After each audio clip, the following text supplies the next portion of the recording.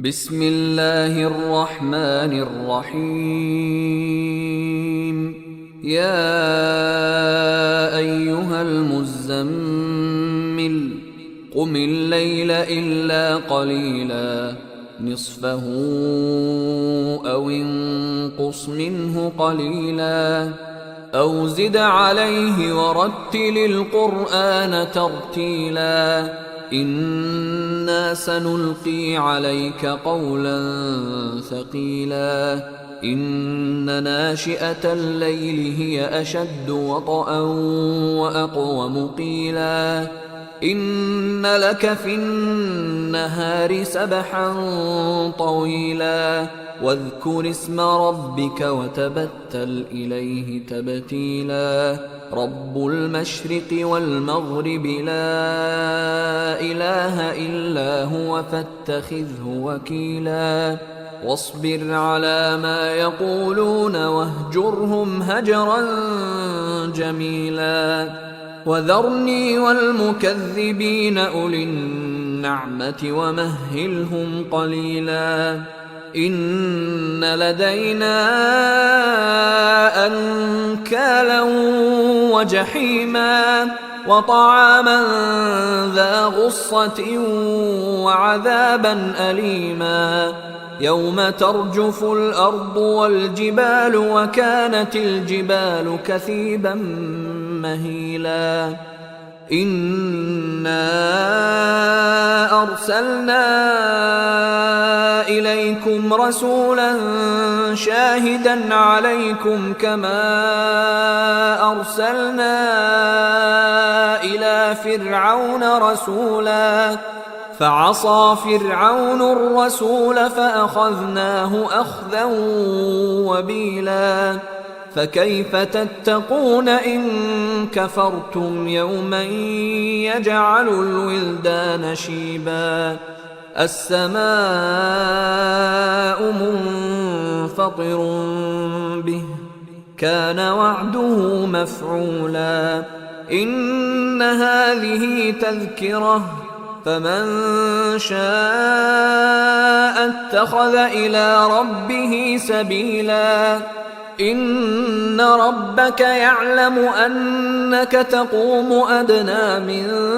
ثلثي الليل ونصفه وثلثه وطائفة من الذين معك والله يقدر الليل والنهار علم أن لن تحصوه فتاب عليكم فاقرؤوا ما تيسر من القرآن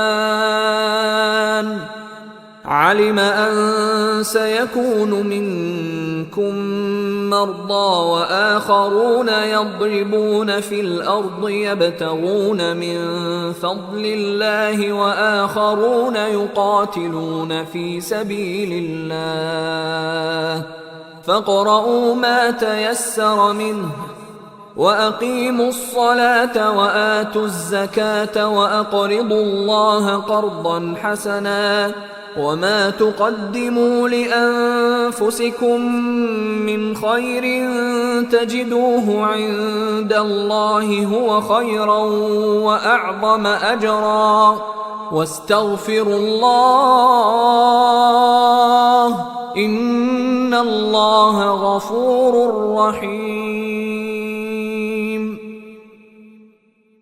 بسم الله الرحمن الرحيم. سبح اسم ربك الأعلى الذي خلق فسوى والذي قدر فهدى والذي أخرج المرعى فجعله غثاء أحوى سنقرئك فلا تنسى إلا ما شاء الله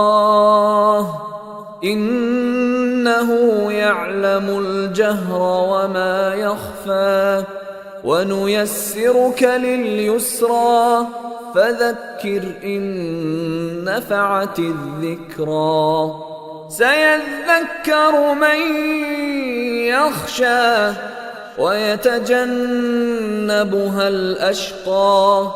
الذي يصلى النار الكبرى ثم لا يموت فيها ولا يحيا قد أفلح من تزكى وذكر اسم ربه فصلى بل تؤثرون الحياة الدنيا والآخرة خير وأبقى